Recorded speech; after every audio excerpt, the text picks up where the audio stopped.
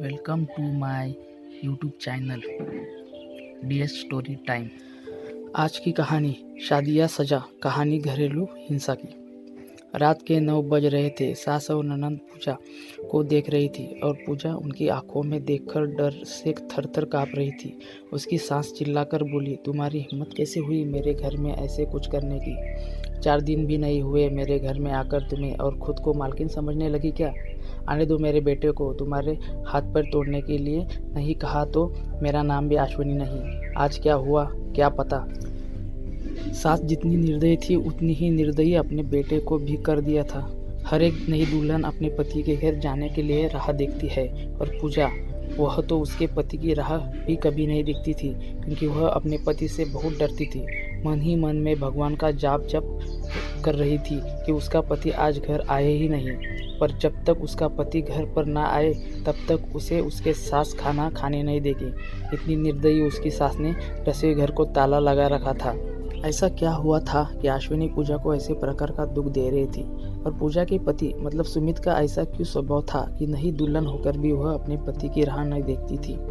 पूजा की शादी सुमित से 5 महीने पहले ही हुई थी। पूजा को माँ बाप नहीं थे।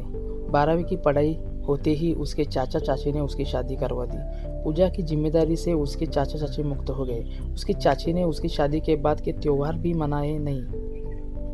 उसे 4 दिन के लिए मायके में त्योहार मनाने के लिए बुलाए भी नहीं। उसकी शादी करके जिम्मेदारी से मुक्त हो गए बस। पूजा के ससुराल में उसकी सास अश्विनी, पति सुमित और ननंद सानिका, जिसकी शादी पक्की करके सगाई कर दी थी।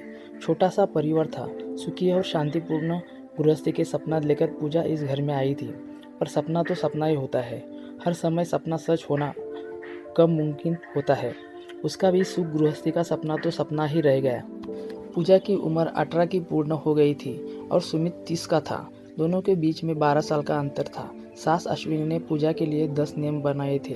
सुबह 4 बजे उठकर पूरे घर की साफ सफाई करना, बाद में नहाकर भगवान की पूजा करने के बाद में रसोई में जाना, हमेशा सर पर पल्लू रहना, सबसे पहले खाना ना खाना, मतलब सबके खाने के बाद ही पूजा खा सकती थी। ऐसे और भी कितने नियम कायदे अश्विनी ने पूजा के लिए बनाए थे। पूजा को यह नियम पालन करने ही पड़ते थे। पर अभी उम्र ही क्या थी उसकी। उस वक्त उसके हाथ से अगर भूल हो भी जाती तो उसका पति या उसकी सास या फिर उसकी ननद उसे सजा देते थे। उसे मारने की भी कोई कमी नहीं रखते थे। उससे 5 साल बड़ी ननद सानिका उस पर हाथ उठाने के लिए आगे पीछे भी नहीं सोचती थी। शादी को 10-12 दिन हुए थे। हर रोज सुमित 8 बजे तक आ जाता था, पर उस दिन 10 बज गए थे तब भी सुमित आया नहीं था। पूजा को बहुत जोर की भूख लगी थी। उसने खुद के लिए थाली बनाई और रसोई में खाने के लिए बैठी। अभी पहला ही निवाला मुंह में डाल रही थी कि तभी उसकी सास ने देख लिया। उस पर उसकी सास बहुत चिल्लाई। वो पूजा से सहन नहीं हुआ। तभी पूजा बोली, वह अभी तक नहीं आए, मुझे बहुत भूख लगी थी इसलिए खाने के लिए बैठी। सास कुछ बोलने वाली थी तभी सानिका आगे आई और पूजा को चाटा मार दिया। तुम्हारी हिम्मत कैसे हुई मेरी माँ के सामने बोलने की? तुम्हारे घर में तुम्हें खाना नहीं मिलता था क्या? मेरा भाई तुम्हारा पति है, उसकी राह नहीं देख सकती क्या? अरे औरतें अपने पति के लिए क्या क्या नहीं करती है। उतने में सास बोली, रहने दे सानिका, क्यों इसके संस्कार सिखा रही हो? माँ बाप तो रहे नहीं और चाचा चाची ने ऐसी लड़की हमारे पल्ले बांध दी। रहने दे तू, चल बाहर, मैं ही रसोई में ताला लगा देती हूँ। और उसे रसोई से बाहर धकेलकर ताला लगा देती हूँ।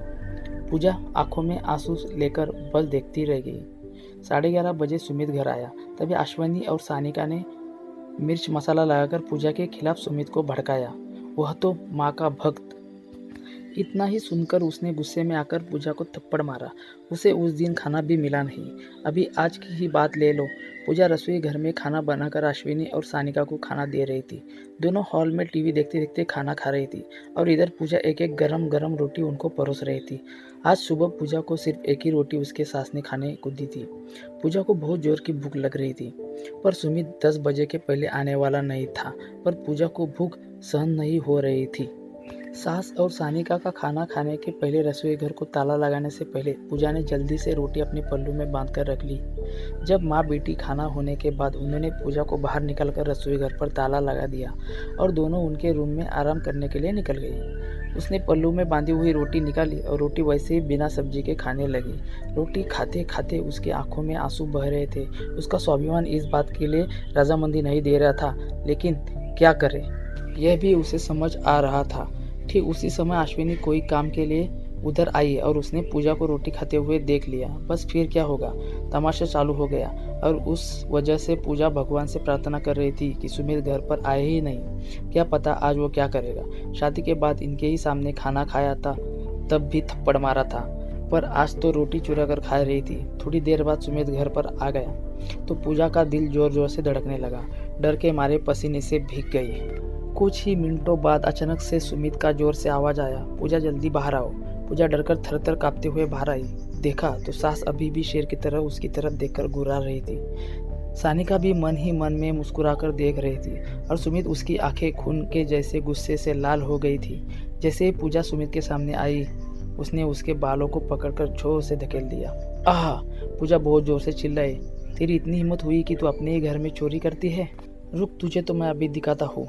बोलते बोलते सुमित ने अपने कमर का बेल्ट निकाला और पूजा को मारने लगा। पूजा जोर जोर से रोते हुए, दर्द से चिल्लाते हुए उसकी माफ़ी मांग रही थी, पर उसके पति को और घर में रहने वाले 2 औरतों को उसकी दया नहीं आई। पूजा को सहन नहीं हो रहा था। तभी उसने सुमित को धक्का दिया और घर के बाहर भागने लगी। तभी अरे पकड़ो उसे, बाहर कहाँ चली? अश्विनी सुमित को बोली। तभी सुमित बोला, जाने दो माँ, भाग भाग कर कहाँ जाएगी? कहा उसे पालने के लिए उसके मायके वाले हैं जो उसे संभाल लेंगे। आएगी वापस घूम के यहीं पर, जाने दो उसे। पहले मुझे खाना परोसो, मुझे बहुत भूख लगी है। सुमित का बोलना सुनकर अश्विनी ने सुमित को खाना दिया और आज भी सभी खाने के लिए बैठे, पर पूजा की याद किसी को भी नहीं आई। बाद में थोड़ी देर बाद पूजा घर में आई। उसे देखकर तीनों राक्षस जैसे हंसते हंसते उसके सामने खड़े हुए। आ गई क्या वापस महारानी? क्या हुआ, मायके वालों ने घर में नहीं लिया? अश्विनी ने उसे टोंट मारा। तभी सुमित उसे बोला, जब तक तुम्हें पैरों पर अपनी नाक नहीं रगड़ती तब तक मैं तुम्हें घर के अंदर आने नहीं दूंगा। मुझे धक्का देकर चली गई थी ना? हाँ भैया, इतनी जल्दी से माफ़ मत करना। अब अगर इसे माफ़ किया ना तो कल ये सिर पर चढ़कर नाचने लगेगी। ऐसी लड़की का क्या भरोसा? अरे भरोसा तो अभी हमें तो तुम पर भी नहीं रहा। जो अपनी भाभी का सम्मान नहीं कर सकती, वो लड़की हमारे घर का क्या मान बढ़ाएगी? अचानक पूजा की पीठ के पीछे से सानिका के होने वाले ससुर की आवाज़ आई और वह अंदर आए। उन्हें देखते ही तीनों के चेहरे का रंग ही उड़ गया। अरे समधी जी, आप कब आए? अश्विनी साड़ी ठीक कर के माथे पर पल्लू लेकर बोलने लगी। उसी वक्त आया जिस वक्त आपकी बहू रास्ते से डरकर इधर से उधर भाग रही थी। अच्छा हुआ, अभी से ही तुम्हारा असली चेहरा हमें दिख गया। मैं आया नहीं तो हमारे घर की बर्बादी हो गई होती। अगर ऐसी बहू हमारे घर आई होती तो। सानिका के होने वाले ससुर उसकी तरफ हाथ दिखाकर बोले, नहीं नहीं, आपको कोई गलतफहमी हो गई है पापा। आप अंदर तो आइए, मैं आपको सब समझाती हूँ। सानिका ऐसे बोली तो उसके ससुर बोले, कौन से पापा? किसके पापा? माफ़ करो हमें, अब आपके साथ कोई भी रिश्ता नहीं करना और जो आपको समझाना है ना, वो बाहर खड़े पुलिस को बताना।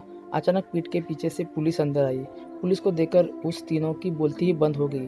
क्या बोले कुछ समझ नहीं आ रहा था। तभी अश्विनी नरम आवाज़ से पूजा को बोली, अरे बहू, छोटी बात पर कोई पुलिस को बुलाता है क्या? छोटी सी गलतफहमी हो गई है ना? और ऐसी छोटी बड़ी परीक्षा हर एक औरत को शादी के बाद देनी ही पड़ती है। और यह तो तुम्हारा ससुराल है ना? ससुराल वालों का मान रखना तो तुम्हारा कर्तव्य है बेटा। माफ़ कीजिए सासू जी, मुझे ऐसी परीक्षा देने का कोई शौक़ नहीं है। मैंने शादी थप्पड़ खाने के लिए नहीं की थी। और यह ऐसा कैसा ससुराल जहाँ मुझे रोटी भी चुरा कर खानी पड़ती थी। आपने मुझे कमज़ोर समझा था क्या? मेरा मायका नहीं है पर मैं कमज़ोर नहीं हूँ। अभी यही संस्कार अपने बच्चों को जेल में देना। अंत में पुलिस ने उन तीनों को पकड़कर जेल के अंदर डाला। सानिका की ससुराल वालों ने शादी तोड़ दी और पूजा को एक स्वयंसेवक संस्था ने आगे जाने का मार्ग दिखाया। पूजा संस्था के साथ में काम करके लोगों को घर में होने वाली घरेलू हिंसा के बारे में जागरूकता फैलाने लगी।